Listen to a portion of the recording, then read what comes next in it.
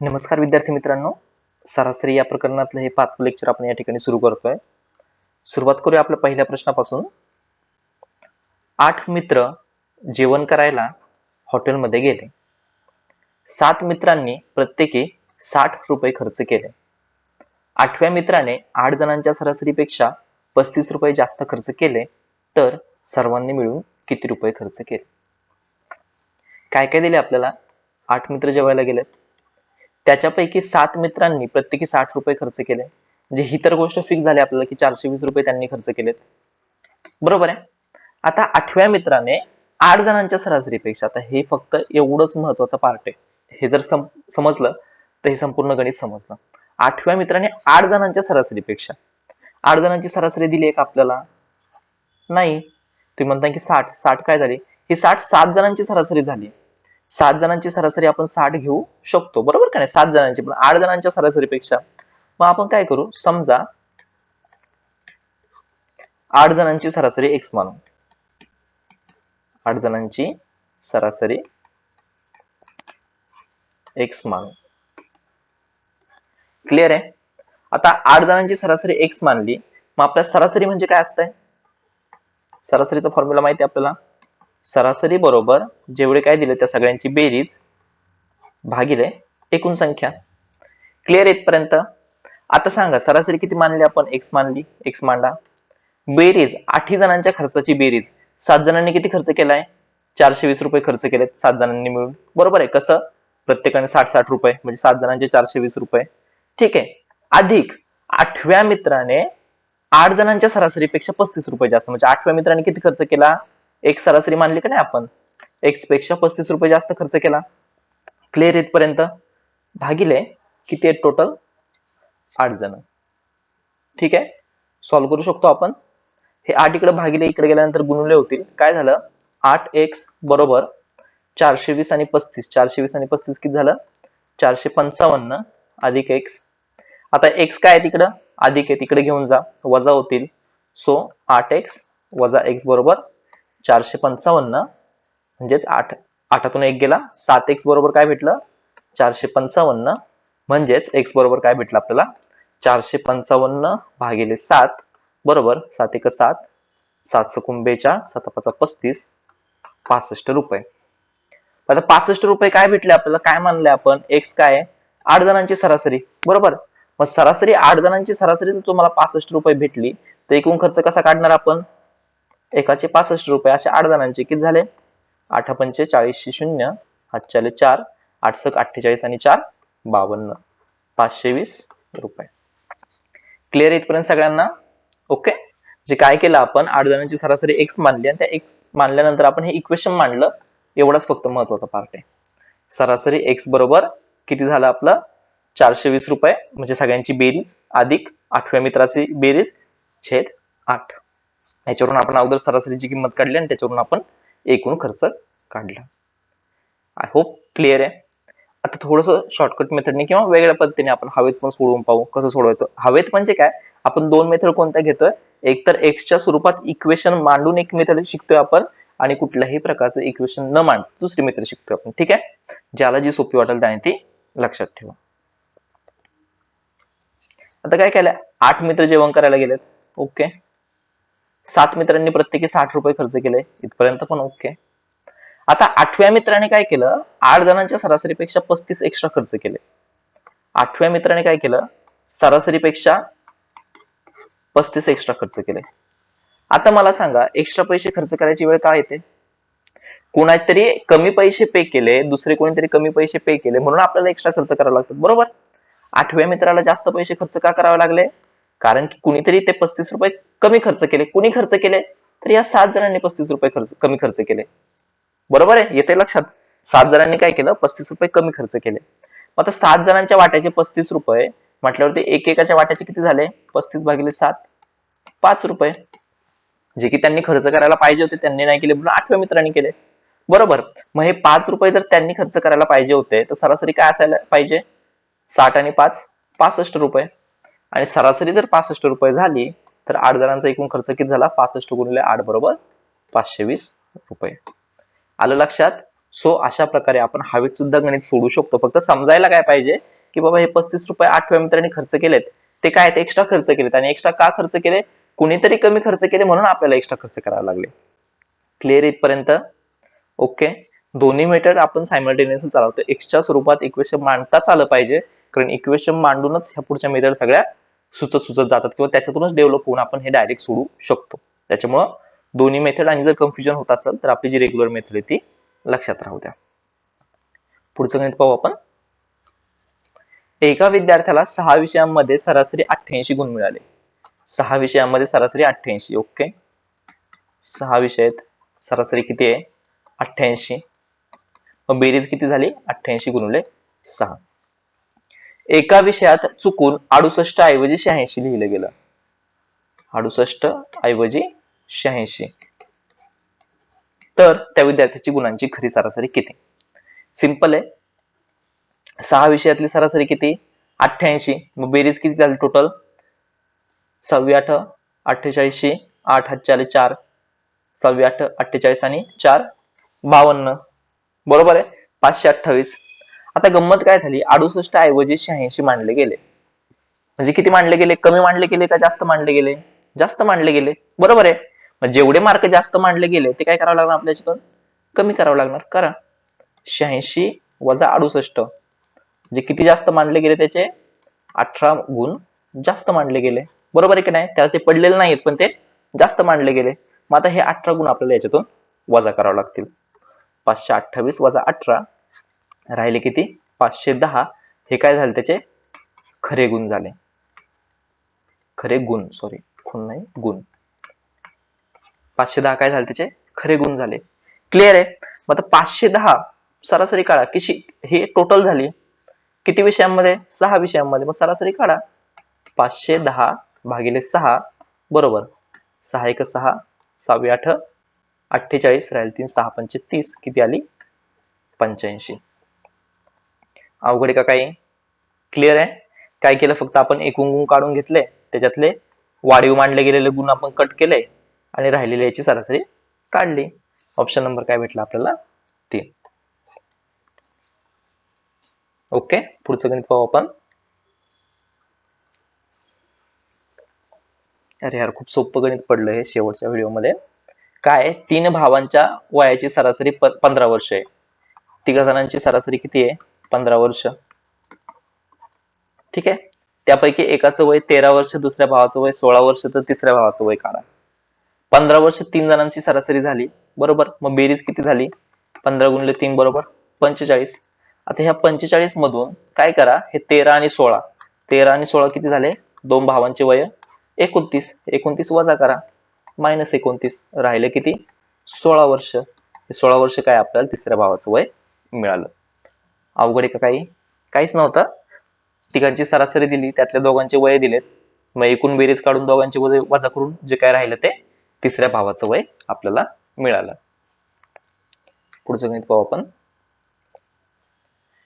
एका कुटुंबामध्ये आजी आजोबांच्या वयाची सरासरी 60 आहे, आई वडिलांच्या वयाची सरासरी 36 आहे आणि कुटुंबातील एकमेव लहान मुलाचे वय 8 वर्ष आहे. तर सगळ्यांची सरासरी काढा. ओके. आता एकत्रित सरासरी काढायची सगळ्यांची. मग काय करावं लागणार? तर सगळ्यांची बेरीज करावी लागणार. कशी? पहिले समजा आजी आणि आजोबा. आजी आणि आजोबा यांच्या वयाची सरासरी किती आहे? 60. मग सरासरी 60 आहे म्हणजे त्यांची बेरीज किती झाली? 60 गुणिले 2. 2 व्यक्ती आहेत ना, दोघांची मिळून 60 आहे. 120 बेरीज झाली. बेरीज लिहितो. बरोबर आहे. त्याच्यानंतर आई वडिलांच्या वयाची सरासरी 36 आहे. त्याच्यानंतर कोण आलं? आई वडील. आई वडिलांच्या वयाची सरासरी किती आहे? 36 आहे. इथं पण 36 गुणिले 2, 2 व्यक्तींचं आहे. बरोबर. 36 दुने किती आलं? 72 आलं. आणि शेवटचं लहान मुलगा, जो काय त्यांच्या घरातला लहान मुलगा आहे, त्याचं डायरेक्ट वय दिले आपल्याला. किती आहे? 8 वर्ष. आता सरासरी कशी काढणार आपण? एकूण व्यक्ती किती झाले? 1 2 1 2 3 4 5, 5 व्यक्ती. एकूण बेरीज किती झाली त्यांची? 2 आणि 8 10 0 हातचाला 1, 2 आणि 7 9 आणि 1 10 0 हातचाला 1. किती आली? 200. बरोबर आहे. एकूण बेरीज किती आली? 200. एकूण व्यक्ती किती झाले? 5. मग काढा. सरासरी बरोबर काय असतं आपलं, एकूणची बेरीज भागिले एकूण संख्या बरोबर 200 भागिले 5 किती आलं, 40 वर्ष. क्लिअर आहे? काय अडचण? सरळ सरळ गणित होतं. फक्त काय केलं, दोघांच्या गटाची सरासरी दिली, आपण फक्त सगळ्यांची बेरीज साईडला काढली, एकूणची बेरीज भागिले एकूणची संख्या, ही काय भेटली आपल्याला, सरासरी. उत्तर आलं ऑप्शन नंबर 1, 40 वर्ष. ओके, पुढचं गणित पाहू आपण.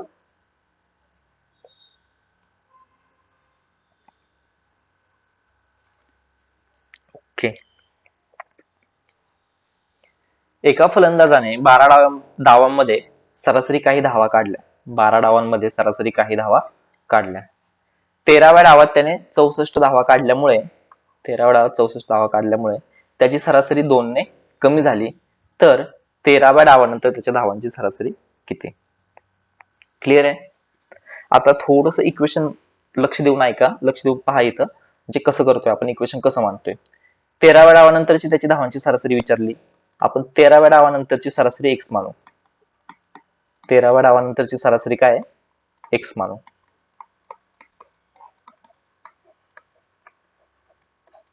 क्लिअर आहे? आता पुढे काय करायचं, 13व्या डावानंतरची सरासरी x मांडली. आता इक्वेशन कसं मांडायचं आपल्याला. मग 12व्या डावानंतरची सरासरी किती झाली रे, 13व्या डावानंतरची x झाली, मग 12व्या डावानंतरची किती, 13व्या डावानंतर 2 ने कमी झाली ना, म्हणजे 12व्या डावानंतर काय असली पाहिजे, 2 ने जास्त असली पाहिजे अगोदर, बरोबर. 13 नंतर काय झाली, 2 ने कमी झाली, म्हणजे 12 ला काय असली पाहिजे, 2 ने जास्त असली पाहिजे, म्हणून x अधिक 2. क्लिअर आहे इथपर्यंत? आता इक्वेशन कसं मांडायचं, एकूण धावा 12व्या धावात आपण हे कसं काढतो,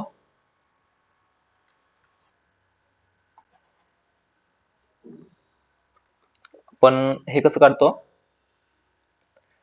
सरासरी बरोबर बरोबर बेरीज कशी काढतो, बेरीज बरोबर सरासरी गुणुले एकूण संख्या n. क्लिअर आहे? बेरीज कशी काढतो आपण, सरासरी गुणुले एकूण संख्या बरोबर n, बरोबर आहे. आता मग करा 12व्या डावानंतरची बेरीज, 12व्या डावानंतरची बेरीज किती असणार आहे, 12 गुणिले सरासरी किती आपली, x अधिक 2. 13व्या डावानंतरची आपली सरासरी काय असणार आहे, 13 गुणिले x, बरोबर ना. बेरीज काय असणार आहे, 13 गुणिले x असणार आहे. 13 डावानंतर सरासरी x आहे म्हटलं, बेरीज काय झाली, 13 गुणिले x. आता ह्याच्यात फरक काय, ह्या 12 डावानंतरच्या धावा झाल्या, ह्या 13 डावानंतरच्या धावा झाल्या, फरक किती आहे, 64चा. कळलं इक्वेशन कसं मांडलं, 12व्या डावानंतरच्या धावा त्याच्यात 13व्या डावात काढलेल्या 64 धावा बरोबर आपल्याला काय भेटलं, 13व्या डावानंतरच्या धावा. करा सॉल्व. कसं करणार, 12x अधिक 12 दुने 24 अधिक 64 बरोबर 13x. 12x तिकडे घेऊन जा, 64 आणि 24 किती झाले, 88 बरोबर इकडं 13x वजा 12x, म्हणून x बरोबर काय भेटलं आपल्याला, x बरोबर 88. क्लिअर आहे? आणि काय मानलंय आपण, x म्हणजे 13व्या डावानंतर सरासरी, आणि आपल्याला विचारलंय काय, 13व्या डावानंतरची सरासरीच विचारली, म्हणजे उत्तर काय आलं, ऑप्शन नंबर 2, 88. फक्त ह्या स्टेपला इथे इक्वेशन काय मांडलं हे फक्त समजून घ्या परत एकदा. बेरीज कशी काढतो आपण, सरासरी गुणिले n, बरोबर. मग 13व्या डावानंतरच्या धावा काय झाल्या, 13x, 13 गुणिले x.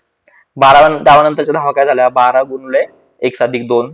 आणि 12व्या डावानंतरच्या धावांमध्ये 64 धावा मिळवल्यानंतर 13व्या डावानंतरच्या धावा भेटतात. क्लिअर आहे? ओके, पुढचं पाहू आपण, पुढचं गणित. 8 संख्यांची सरासरी a आहे. ठीक आहे, 8 संख्या दिल्यात, त्यांची सरासरी किती आहे, a. त्या 8 संख्यांपैकी 4 संख्यांची सरासरी b आहे. ओके, हे पण ऍक्सेप्टेड, 4 संख्यांची सरासरी b आहे. उरलेल्या 4 संख्यांची सरासरी c आहे. चलो हे बी मान लिया, 4 संख्यांची सरासरी c आहे. तर काय विचारलंय त्यांनी, ह्यातलं कुठलं इक्वेशन बरोबर आहे. आता 8 संख्या आणि खाली फक्त त्यांचं डिस्ट्रीब्युशन करून दिले 4-4चं.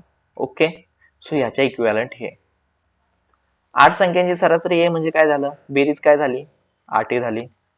4 संख्यांची b म्हणजे काय झाली, बेरीज 4b झाली. 4 संख्यांची c म्हणजे बेरीज काय झाली, 4c झाली, बरोबर आहे. आणि ही 8 संख्यांची बेरीज म्हणजे काय असणार आहे, ह्या 4-4ची बेरीज मांडा. 8a बरोबर 4b अधिक 4c. कितीने भाग जातोय, 4 ने भाग जातोय सगळ्यांना, 4 ने भाग द्या प्रत्येक साईडला. किती आलं? 4 2 8, 2A बरोबर B अधिक C. काय आलं उत्तर? Option number 1. क्लिअर आहे? पुढचं गणित पाहू. निलेशची परीक्षेतील प्रत्येक विषयाची सरासरी 69 आहे. जर त्याने 3 भाषा विषयात प्रत्येकी 10 गुण जास्त आणि गणितात 6 गुण जास्त मिळवले असते तर त्याची सरासरी 72 असती. निलेश परीक्षेत किती विषयांना बसला हे दर्शवणारा पर्याय निवडा. गणित समजलंय? पहिलाच ऑप्शन एवढा मोठा दिला, सामग्री पुरेशी नाही कारण फक्त 4 विषयांची माहिती दिलेली आहे. Okay, most of the time असं उत्तर नसतं, पण बायोलॉजिक आपल्याला जायचं नाही, आपल्याला काय विथ सोल्युशन जायचंय. निलेशची परीक्षेतील प्रत्येक विषयाची सरासरी 69. ओके, म्हणजे त्याला सरासरी किती गुण आहेत? 69 गुण ऑलरेडी त्याला सरासरी आहे. आता जर म्हणजे काहीतरी झालं असतं तर त्याने 3 भाषा विषयात प्रत्येकी 10 गुण जास्त. ओके, जर मध्ये काय कंडिशन आहे? प्रत्येक भाषा विषयात 10 गुण जास्त. असे किती? 3 भाषा विषय, बरोबर? 3 भाषा पण दिल्या इथं, म्हणजे अजून त्याला किती 30 गुण जास्त पडायला पाहिजे होते. क्लिअर आहे? आणि गणितात 6 गुण जास्त मिळवले असते. गणितात 6 गुण जास्त. ओके, गणितात 6 गुण पण जास्त, म्हणजे जर त्याला 36 गुण जास्त मिळाले असते. किती? 36 गुण जास्त मिळाले असते तर काय झालं असतं? तर सरासरी 72 झाली असती. इथंच गणित सॉल्व्ह होत आहे. कळलं? काय केलं? जर प्रत्येक भाषा विषयात 10 गुण जास्त, अशा 3 भाषा विषय आहेत, म्हणजे 10 व्यतिरिक्त 30 गुण, आणि गणितात 6 गुण जास्त मिळाले असते, म्हणजे टोटल 36 गुण जर जास्त मिळाले असते तर सरासरी 72 झाली असते. 72 झाली असते म्हणजे कितीने वाढले असते? 3 ने वाढले असते. बरोबर आहे का नाही? सरासरी कितीने वाढली असती? 3 ने वाढली असती. मग आपल्याला हे माहिती आहे, सरासरी बरोबर काय असतं? बेरीज भागिले एकूण संख्या. आता सरासरी वाढली कितीने असते याचं कंपॅरिझन करू आपण, बरोबर? 36 गुण जास्त, सरासरी 3 ने जास्त. 36 गुण जास्त, सरासरी 3 ने जास्त. कसं मांडणार? सरासरी 3 ने जास्त, गुण किती? 36 जास्त. विषय आपल्याला माहिती नाही, काढू शकतो, बरोबर का नाही? 3 विषयात मिळून सरासरी 3 ने वाढली. कधी? जर गुण 36 ने वाढले, बरोबर आहे का नाही? 36 गुण म्हणजे 3 सरासरी. 36 गुण म्हणजे 3 सरासरी. मांडा याच्यामध्ये. यांची किंमत काय भेटली तुम्हाला? 36 भागिले 3 बरोबर 12. 12 विषय. क्लिअर आहे? प्रत्येक विषयामध्ये 3 गुण म्हणजेच 12 36 गुण मॅच होत आहे. क्लिअर आहे का नाही? सो काय आलं उत्तर याचं? Option number 4. निलेश किती विषयांना बसला? तर 12 विषयांना परीक्षेसाठी बसला. ओके, पुढचं गणित पाहू आपण. एका कारखान्यातील पुरुष मजुरांचे सरासरी वय 52 वर्ष आणि स्त्री मजुरांचे सरासरी वय 42 वर्ष आहे. ठीक आहे, पुरुषांचं किती आहे? 52 वर्ष. स्त्रियांचं किती आहे? 42 वर्ष.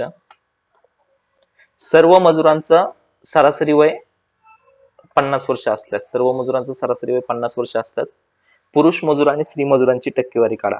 अरे बापरे, एकाच गणितामध्ये आपल्याला सरासरीची कन्सेप्ट वापरायची, टक्केवारीची कन्सेप्ट वापरायची आणि ॲलिगेशन रूल सुद्धा वापरायचा आहे. ओके, ठीक आहे, ॲलिगेशन रूल वापरू आपण अगोदर. पुढे जसं मिश्रण हा चॅप्टर येईल तिथं हा तुम्हाला जास्त क्लिअर होईल. पुरुष आणि स्त्रिया यांचं गुणोत्तर काढायचं ॲलिगेशन रूलने. आता हा रूल कधी कधी वापरतो आपण, तर ज्यावेळेस आपल्याला एक संख्या, दुसरी संख्या आणि मीन संख्या म्हणजे काय म्हणू शकतो आपण त्याला, की दोघांचा मध्य. पुरुषांची 52 वर्ष आहे, स्त्रियांचं 42 वर्ष आहे आणि सरासरी सगळ्यांचं 50 वर्ष आहे. क्लिअर आहे? अशी ज्यावेळेस केस असते त्यावेळेस आपण हे वापरू शकतो. मग कसं वापरायचं ॲलिगेशन रूल? पुरुषांची संख्या काढायची ना, सो स्त्रियांचा रेशो घ्या. पुरुषांची संख्या काढायची, सो स्त्रियांचं हे घ्या 50 वजा 42. स्त्रियांचं काढायचं तर पुरुषांचं घ्या, म्हणजे थोडस उलट. सो किती आलं? 52 वजा 50. क्लिअर आहे? किती आलं इथं? 8/2. 8/2 म्हणजेच काय? 4/1. म्हणजे पुरुषांचा भाग किती आहे? 4. स्त्रियांचा भाग किती आहे? 1. मग काढू शकतो आपण टक्केवारी, बरोबर आहे? अपूर्णांकामध्ये पाहिले आपण हे. पुरुषांची टक्केवारी कशी काढणार आपण? पुरुषांचा भाग किती आहे? 4. किती पैकी? टोटल किती भाग आहेत? 4 आणि 1 5 गुणुले 100 ही झाली टक्केवारी 80%. सेम स्त्रियांची टक्केवारी काढू शकतो आपण. स्त्रियांची कशी काढणार? किती आहे स्त्रियांचा भाग? 1. किती पैकी? 5 पैकी गुणिले 100 किती आले टक्केवारी? 20%. 80% 20%. क्लिअर आहे? सो पुरुषांची किती आली? 80. स्त्रियांची किती आली? 20%. Option number 1. ठीक आहे, हे लेक्चर या ठिकाणी आपण शेवटचं गणित आहे, हे लेक्चर आपण या ठिकाणी स्टॉप करतोय.